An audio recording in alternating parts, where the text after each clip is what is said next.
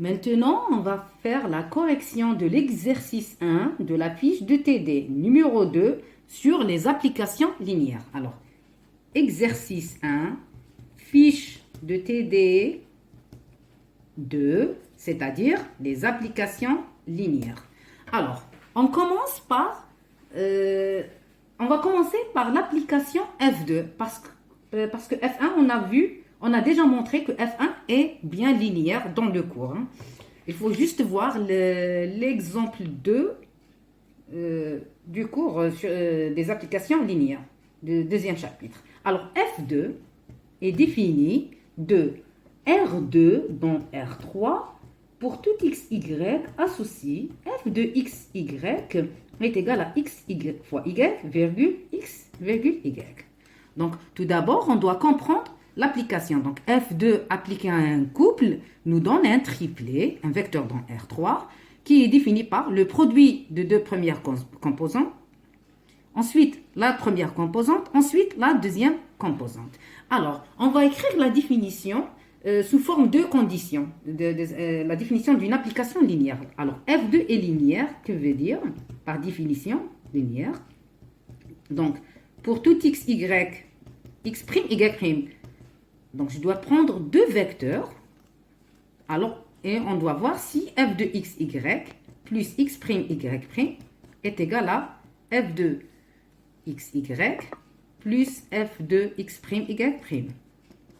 Et ça, c'est la première condition. La deuxième condition avec les scalaires, quel que soit alpha appartenant à R, on doit voir si f de alpha x, y égale alpha f de x, y.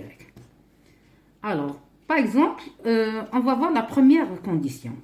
f de x, y plus x', y' égale. C'est f de x plus x', virgule y plus y'. Donc, on a appliqué la loi interne dans R2. Ensuite, on applique F2. F2 appliqué à un couple, donc nous donne un triplet, tel que la première composante est le produit de la première par la deuxième, c'est-à-dire x plus x' fois y plus y'. Ici, on a la première composante, donc c'est x plus x', ensuite y plus y'. C'est-à-dire x fois y plus x' fois y, ensuite plus x, y' plus x', y', x plus x' et y plus y'. D'accord? Donc, on va voir le deuxième côté, c'est-à-dire f de x, y plus f de x', y'. Alors, alors on aura x, y, x, y, plus f de x', y', x', y', virgule x', y'. On applique la loi interne dans R3, donc on aura x, y plus x', y', virgule x plus x', y plus y'. On compare entre les deux côtés. Donc on a l'égalité ici, l'égalité ici. Par contre, la première composante, donc on a deux thèmes extra, deux extra thèmes. Alors c'est x', y plus x, y'.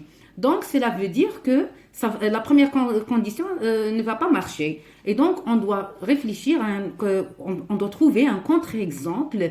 On doit choisir x, y et x', y' dans R2 tel que x', y plus x, y' différent de 0. Parce que si x', y plus x, y' égale à 0, donc la première condition est vérifiée. D'accord? Et cela ne veut pas dire que l'application est linéaire.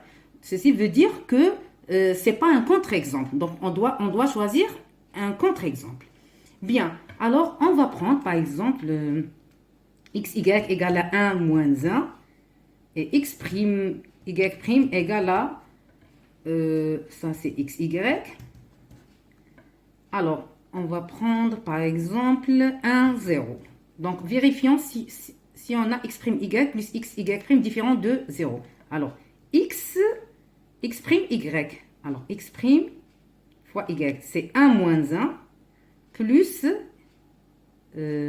x fois y' plus 0, donc c'est 1, donc 1 ou bien moins 1, donc l'essentiel c'est différent de 0. Eh bien, et on calcule f de 1 moins 1 plus 1, 0 d'une part, et d'autre part f de 1 moins 1 et f de 1, 0, et on trouve l'égalité n'est pas vérifiée. Ou bien, je vous conseille d'utiliser la deuxième condition, c'est plus rapide. Voilà. Bien, donc f2 n'est pas linéaire. Maintenant, on passe à pas la troisième, on a fait la troisième dans le cours, ou bien on peut le faire rapidement. On a f3 est défini de R2 dans R2 pour tout xy associe f3 xy égale à x carré plus y carré et x3 plus 1. Donc, on a directement f3 n'est pas linéaire, n'est pas une application linéaire, car la condition nécessaire n'est pas vérifiée. C'est-à-dire f de 0 dans R2 différent de 0 de R2. C'était l'étape 0 qu'on a appelée étape 0. Donc, f3, pourquoi? f3 de 0, 0, c'est 0 au carré plus 0 au carré qui est 0. 0 puissance 3 plus 1 qui est 1. Donc, c'est différent de 0, 0. Donc, f3 n'est pas linéaire. Bien. Maintenant, on passe à f4. Alors, f4, donc on a f4, elle est définie comme, alors f4 définie de R2 dans R4 pour tout xy associe f4 de xy égale à y0, x moins 7y, x plus y. Alors, on va montrer que f4 est linéaire. Donc, je vais utiliser la définition d'une seule condition. Alors, f4 linéaire, c'est-à-dire, quel que soit, donc à chaque fois je prends deux vecteurs du départ et deux scalaires, je dois montrer que f4 de alpha xy plus bêta x'y' est égal à alpha f4 de xy plus bêta f4 de x'y'. Alors, f4 de alpha xy plus bêta x'y' est égal. Donc, la première étape, ou bien étape 0, je dois appliquer la loi interne. Donc, la loi externe. Tout d'abord, la loi externe. Donc, on fait entrer alpha, on fait entrer bêta. Donc, on aura alpha x, alpha y, plus bêta x, prime, bêta y'. Vous pouvez sauter cette étape. Alors, F4 est appliqué à... Donc, on applique la loi interne. C'est alpha x plus bêta x'. Alpha y plus bêta y'. Maintenant, on applique F4. Donc, F4, donc on aura un vecteur dans R4. Donc, ici, c'est y, ce qui représente la deuxième composante. Donc, quelle est la deuxième composante? C'est alpha y plus bêta y'. Ensuite, virgule. Ensuite, on a un 0. Ensuite, on a la première composante moins 7, la deuxième. C'est-à-dire, donc la première composante ici, c'est alpha x plus bêta x', moins 7, la deuxième, alpha y plus bêta y'.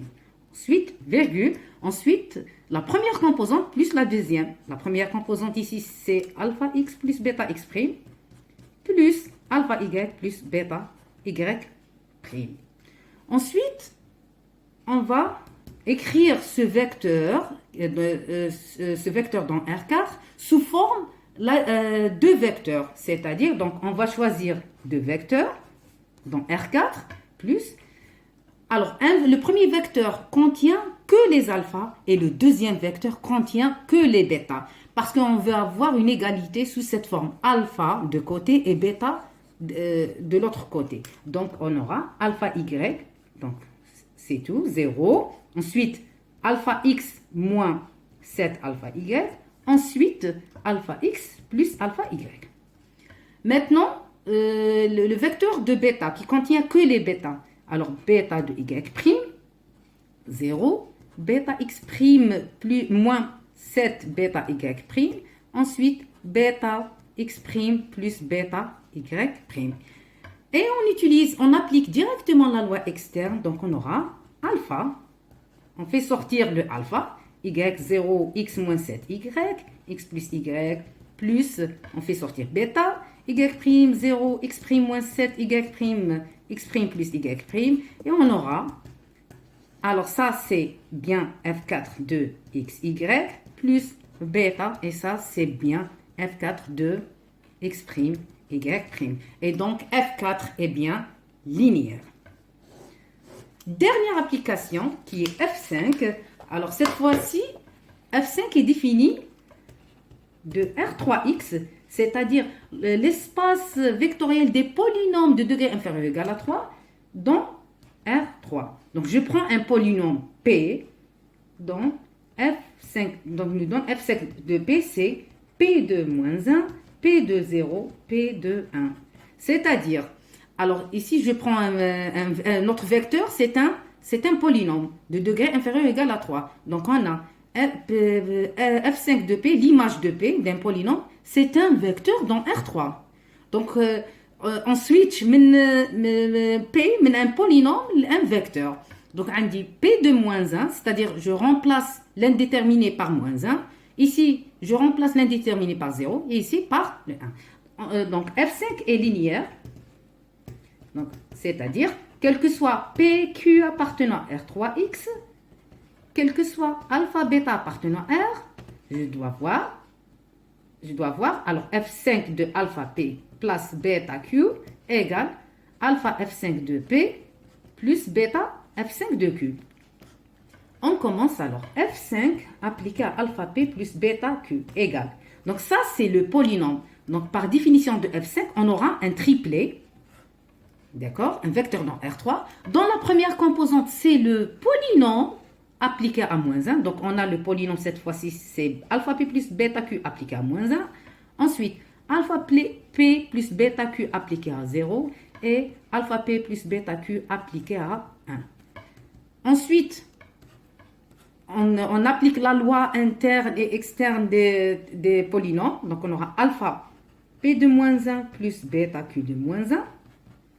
Alpha P de 0 plus bêta Q de 0 et alpha P de 1 plus bêta Q de 1. Et ensuite, on divise ce vecteur en deux vecteurs. Un vecteur qui contient les alphas et un vecteur qui contient les bêtas. C'est le principe des applications linéaires. Donc, on a alpha P de moins 1, virgule, alpha P de 0, alpha P de 1. Et ici, on a bêta Q de moins 1, bêta Q de 0 et bêta Q de 1. Ensuite, on fait sortir alpha en utilisant la loi externe dans R3. Donc, alpha, P de moins 1, P de 0, P de 1, plus bêta, Q de moins 1, Q de 0, Q de 1. C'est-à-dire, on récupère ici F5 de P, plus bêta, et ici F5 de Q. Donc, F5 est bien linéaire.